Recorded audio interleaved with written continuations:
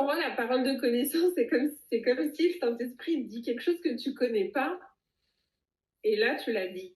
Tu vois ce que je veux dire? Ben, il te révèle toujours le passé ou le présent d'une situation. C'est ça la parole de connaissance. C'est ça. Ok. Mais après, il peut te rappeler un souvenir, un témoignage, qui fait que ça la parole de connaissance aussi. Tu te rappelles d'un endroit, d'un événement, d'un souvenir, et le Saint-Esprit il est en train de te mettre l'alerte sur quelque chose. Bah moi, un jour, je suis passé devant un magasin et j'ai senti le Saint-Esprit. En fait, quand je suis passé devant l'enseigne, il m'a rappelé un témoignage que quand j'étais au Canada, je suis passé dans une enseigne, j'avais fait une chasse au trésor, j'avais reçu des indices hyper précis. Du coup, j'étais rentré et j'étais allé voir cette fille, c'était juste incroyable ce qui s'est passé. Et là, je suis à Genève, je marche, et au moment où je vois cette enseigne, vous souvenir. Donc, je sais qu'à ce moment-là, c'est quoi le souvenir? Je dois aller voir la femme qui travaille, D'accord, tu ok. vois? La parole de connaissance vient par le témoignage, par les rêves, par... Et Dieu utilise justement, hein, on se rappelle que le Saint-Esprit a aussi en mémoire les œuvres de Jésus.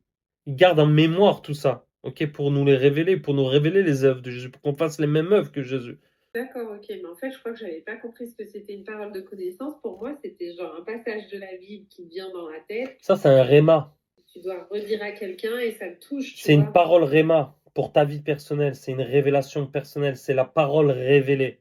Et tu as la parole logos, qui est la parole écrite. Ok? Là, on parle d'une parole de connaissance. Ça n'a pas le même but.